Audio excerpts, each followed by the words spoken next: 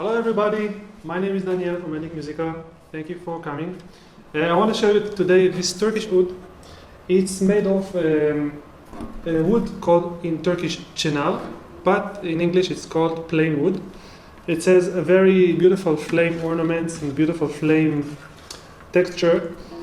Basically it is a Turkish Oud, but at the moment it's played Arabic style, because probably most of you looking to play Arabic, I guess. Ebony for the fingerboard, and I'm gonna play some tones for you.